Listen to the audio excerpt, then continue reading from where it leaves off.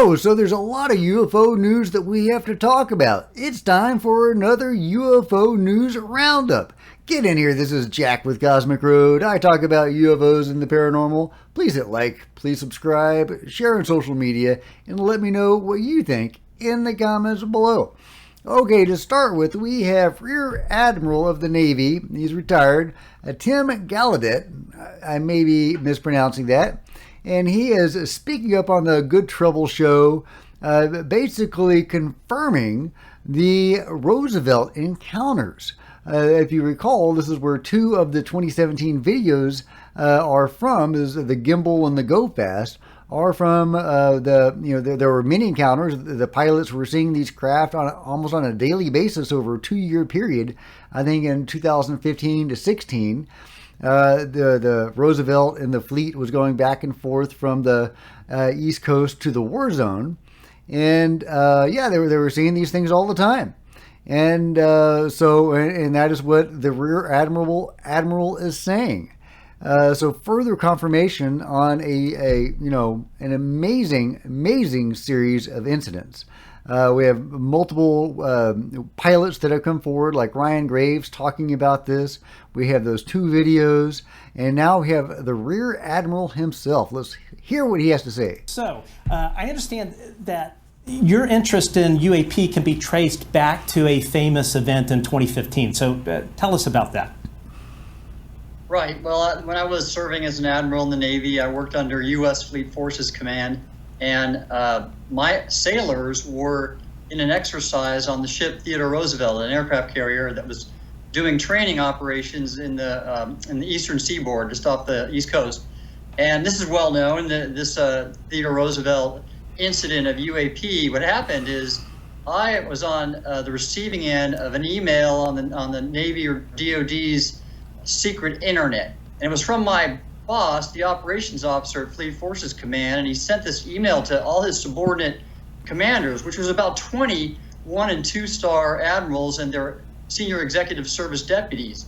And the title of the email was Urgent Safety of Flight Issue, and he attached the now famous leaked Go Fast video from a Navy F-18 of this UAP, and he asked any of us in the address line if we knew what that was, and he said there were multiple occurrences of these almost having near midair collisions with aircraft, and they were thinking about shutting down the exercise for safety reasons. And that it was something I knew never could be produced by human technology, and that just convinced me that what was mostly hearsay and speculation and even subject of I guess stigma was real, and that's a UAP. It's interesting that it took a near collision to force the Navy to take this seriously. Of course, I'm sure the control group or whatever the tentacles of it are in the Navy were taking this seriously long before.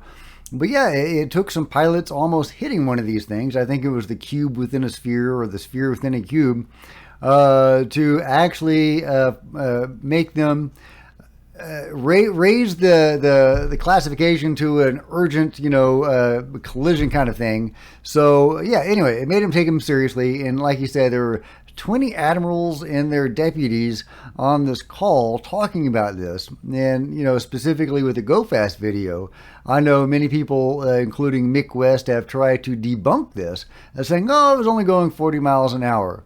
Well, I mean, that can be debated. I don't think those pilots would have been as excited as they were to get that thing on film if it had only been going 40 miles an hour, but it doesn't really matter how fast it was going. There were no visible means of propulsion, and it was too far to be a drone, and in any case, it wasn't a drone because, like I say, no visible means of propulsion. So, and it was a cold object. It wasn't generating any heat. So, anyway, it's a great case, and the whole series of incidences over those 2-year spans are great, and I hope more of those incidences come out. We have the gimbal, where there's a whole fleet of these things moving against the wind, famously, and the one on camera rotating, and that we have the cube within a sphere that some pilots almost collided with, but apparently they are sitting on a wealth of incidents that have not been shared with us, and I really hope that they do. But yeah, so really great, and I salute the Rear Admiral for coming out and talking about this and letting us know how seriously they took this issue. Yeah, it sounds like they took it very seriously, but I am, annoyed with them because it took a near collision for them to do so. Couldn't they have taken this more seriously when they were, non-human ships flying around and being caught on video? Yeah, so it's whatever. It is what it is. At least they're taking it seriously now. Okay, and now we have another high military guy, Stephen Lovkin. And Stephen Lovkin, Brigadier General Lovkin, entered the military in 1958. In 59, he joined the White House Army Signaling Agency and served under President Eisenhower and then President Kennedy with an above top secret clearance. But yeah, so he's a serious dude, Brigadier General, and this interview is from obviously a few years ago, but it is making the rounds again, and it's worth noting because he's talking about, the men in black taking people out and erasing people. So let's hear what he has to say. Being erased. And I said, man, what do you mean erased? He said, yes. He said, you will be erased. I said, how do you know all this? Or something to that effect. And he said, I know. He said, those threats have been made and carried out. He said, those threats started way back in 1947. The Army was given, or the Air Force, was given the absolute control over how to handle this. This being the biggest security situation that this country has ever dealt with, and there have been some erasures. He was very convincing, and when he said this, and he was in a position to know.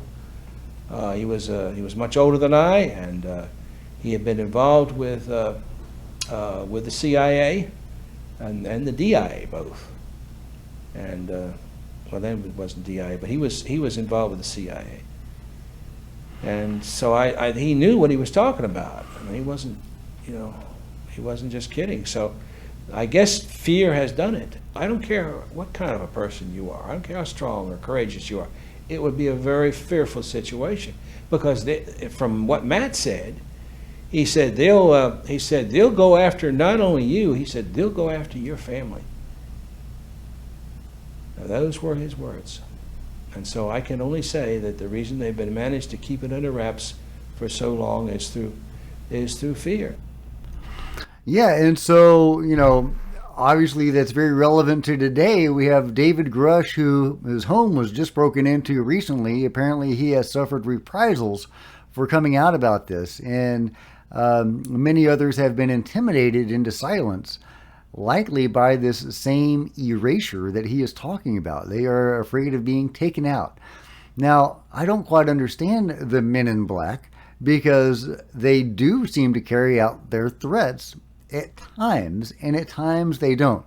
They will intimidate witnesses who will then, at some point later, come forward, telling about their experiences. And we have many of those experiences on record, and we even have video surveillance from at least one of these encounters of the men in black.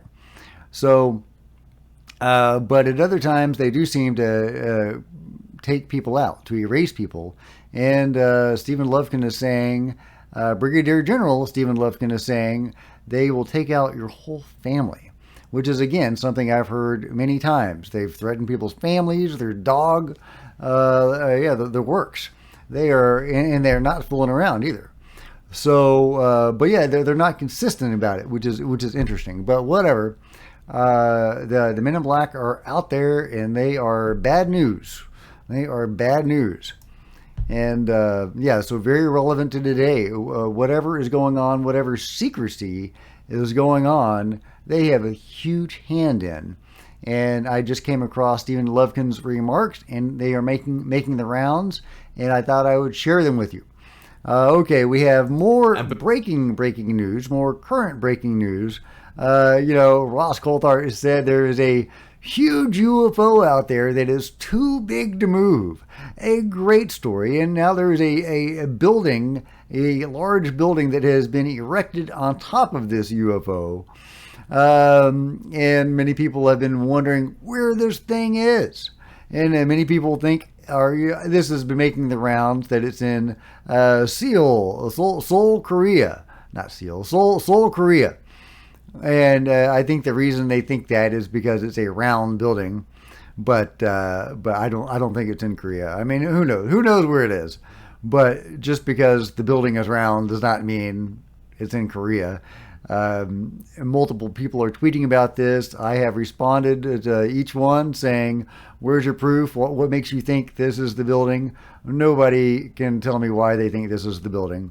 But let's see what Ross has to say. Before you leave, is there anything else you can tell us about this gigantic vehicle that's too big to move? What were you told specifically? Come on, just like give me some more details. I've told you all. I'm going to tell you. I'm going to get in trouble. Damn you, Ross! Saying what I said. I'm going to get in trouble. Got me on tenterhooks. Let me just tell you this. I know exactly where it is. My goodness. Do you think that's going to come to light? One day. One day. Yeah, and it's really interesting because it's absolutely gobsmacking that it's being kept as a secret. Jesus. Imagine having an object that's so big, it's just not conceivable to move it. I can't. Okay, they're playing some music, so I can't play the rest of it. But yeah, that's all he said. So it's a big tease. It's so big you can't move it. He knows exactly where it is. But Ross is already getting some flack from this. Some people are saying, well, he is essentially sitting on disclosure, isn't he? If he knows where a giant UFO is and it can't be moved, so they can't hide it from us, and he knows where the sucker is, if he revealed this to the public, that would be disclosure. Boom, it's done, it's over with. They're right. But at the same time, he is a reporter. He has to protect his sources. But I'm wondering if there's some wiggle room there, because other stuff has leaked to us because somebody like Ross that knows something will then tell one of their friends. And their friends will go against their wishes by revealing that to the public. So hopefully something like that could happen here. Then Ross's hands would be, more or less clean. What do you think? Is that something that could happen? I would love it, man. We got a big UFO out there. He knows the location. It can't be moved. They can't hide it. Pony up, Ross. Pony up. I understand you're a reporter. You've got to honor your code, but surely there's some wiggle room there. Tell it to Grant Cameron. He'll tell us. Okay, all right. And yeah, Grant is making some news, talking about Larry McGuire and that whole story. And that does get really interesting. And that is current news, breaking news. And there's more to come on that. And so I'm not going to go into a lot of detail about it, but the Larry McGuire situation, this minister in Canada who submitted a letter to the defense minister talking about UFOs and saying, hey, we need to get ahead of this story.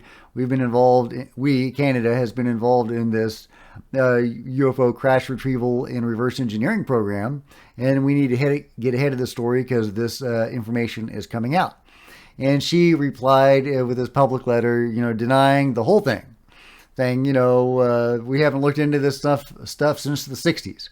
But information that I'm hearing is that no, Larry McGuire knew what he was talking about. He specifically knew people who were in this program and had some firsthand information about this. So Canada is covering this up just like the U.S. is. It doesn't matter how much stuff comes out. Lou Elizondo, David Grush, whatever. the Pentagon's official policy is this doesn't exist. That's what they've said. They will allow the creation of Arrow, but then sit on it, sit on the information, and continue to obfuscate and suppress this information. That's what they've been doing forever. That's why they will continue to do it. The cover-up is real. It's the men in black are real, and they are dangerous. They are not fooling around. And that is why Arrow, or whatever program will be created to study this stuff, needs to be out of the Pentagon. We can't have the Defense Department involved in UAP studies. That's just not going to work. That's just not going to work. So, yeah. That is my 2 cents, and that's the only way we're going to get any disclosure unless there's some new leadership or direction in the Pentagon. And, you can replace Dr. Sean Kirkpatrick, and, I hope they do, the lovely Dr. Sean Kirkpatrick, but I don't know if that's going to change anything. They're just going to replace him with somebody just like him. Anyway, I just wanted to finish this UFO news roundup, but with a new UFO. Now, I was just blasting the Department of Defense, but apparently this is from the Department of Defense, so apparently they will release some stuff. So I take it all back. No, I don't. But this is from a South Asian object taken very recently this year, and it's just now making the rounds, or at least I am just seeing it. So let's see what this UFO looks like. Okay, it's got music, so I'm muting it. Let's see what we've got here. We've got an object in the frame. I can't tell if the camera's moving or if it's moving. I think it's moving because the target is stationary. It kind of leaves a smeary trail behind it, but you do get that effect sometimes. And that doesn't necessarily mean exhaust.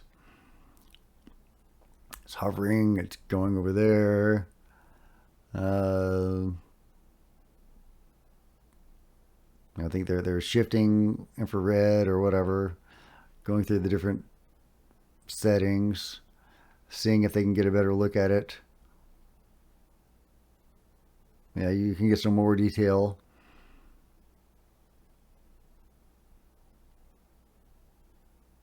Very interesting. Very interesting. So what do you guys think? Is this a good UFO? Is that a non-human vehicle? Is that a seagull? Is that a balloon? Is that one of ours potentially? If it were one of ours, maybe it's testing their sensors. That's the common idea, right? Whenever a sighting happens for the military, it's actually our black budget, black ops stuff. Testing our sensors. That's what they were trying to say about the Nimitz stuff. Yeah, a fleet of 100 UFOs going from sea level to space in a second over the course of a week, all to test our sensors. Makes sense. Makes sense. Anyway, I think this is a pretty solid sighting. I really do. But what do you guys think? Let me know in the comments below. What do you think about the Larry McGuire situation, the Rear Admiral situation, and the Stephen Lufkin situation, talking about the men in black? In this case, he's talking specifically about the Air Force erasing people. Isn't that alarming? So, let me know what you think about it all in the comments below. And if you've enjoyed this video, please give me a big thumbs up. I sure would appreciate it. Smash the like button, smash the subscribe button, and the bell to be notified of future videos. You don't want to miss a thing. Join me on social media. There's Facebook and Twitter links below. I would love to see you guys there. And if you could share this video on social media, that would help me out a lot. There's plenty of other videos to check out on the channel. And until next time, this is Jack with Cosmic Road signing out.